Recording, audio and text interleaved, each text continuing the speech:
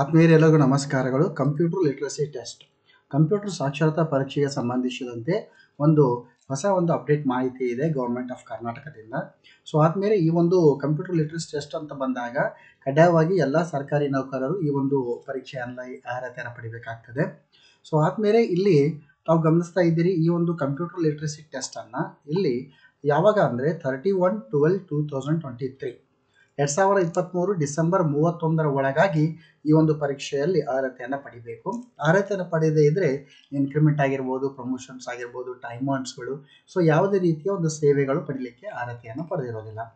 ಆದರೆ ಸಾಕಷ್ಟು ಸ್ನೇಹಿತರು, ನೌಕರ ಮಿತ್ರರು ಈ ಒಂದು ಕಂಪ್ಯೂಟರ್ ಲಿಟ್ರಸಿ ಪರೀಕ್ಷೆಯಲ್ಲಿ ಅರ್ಹತೆಯನ್ನು ಪಡೆದಿರಲಿಲ್ಲ. ಸೊ ಈ ಒಂದು ನಿಟ್ಟಿನಲ್ಲಿ ಸರ್ಕಾರಿ ನೌಕರರ ಸಂಘವು ಸಾಕಷ್ಟು ಬಾರಿ ಕರ್ನಾಟಕ ಸರ್ಕಾರಕ್ಕೆ ಮನವಿಯನ್ನು ಕೂಡ ಮಾಡಿತ್ತು.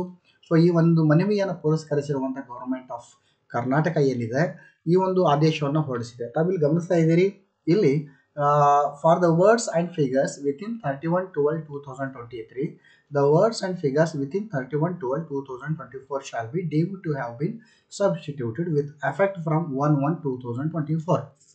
ಸೊ ಇಲ್ಲೇನಾಗಿದೆ ಅಂದರೆ ಈ ಒಂದು 31/12/2023 ಏನಿತ್ತು, ಸೊ ಆ ಒಂದು ಕೊನೆಯ ದಿನಾಂಕದ ಬದಲಾಗಿ 31/12/2024 31/12/2024 ಒಳಗಾಗಿ ಎಲ್ಲ ಸರ್ಕಾರಿ ನೌಕರರ ಮಿತ್ರರು ಈ ಒಂದು ಕಂಪ್ಯೂಟರ್ ಲಿಟ್ರಸಿ ಟೆಸ್ಟಲ್ಲಿ ಉತ್ತೀರ್ಣರಾಗಬೇಕಾಗ್ತದೆ.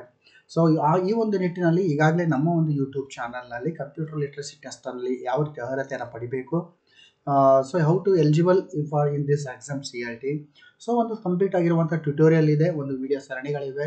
ಖಂಡಿತವಾಗಿ ಕೂಡ ಆ ಒಂದು ವಿಡಿಯೋ ಸರಣಿಗಳನ್ನು ನೋಡಿದಾದಲ್ಲಿ ನೀವು ಕನಿಷ್ಠ 60ಕ್ಕಿಂತ ಹೆಚ್ಚಿನ ಅಂಕಗಳನ್ನು ಪಡೀಲಿಕ್ಕೆ ಸಾಧ್ಯ ಇದೆ ಅಂತ ಹೇಳ್ತಾ, ಜೊತೆಯಲ್ಲಿ ಆ ಒಂದು ಟ್ಯುಟೋರಿಯಲ್ ಏನಿದೆ ಆ ಒಂದು CLT ಕ್ಲಾಸಸ್ಗಳ ಒಂದು ಲಿಂಕನ್ನು ಡಿಸ್ಕ್ರಿಪ್ಷನ್ ಬಾಕ್ಸ್ನಲ್ಲಿ ಕೊಡ್ತೀವಿ ಅಂತ ಹೇಳ್ತಾ, ಜೈ ಹಿಂದ್, ವಂದೇ ಮಾತರಂ.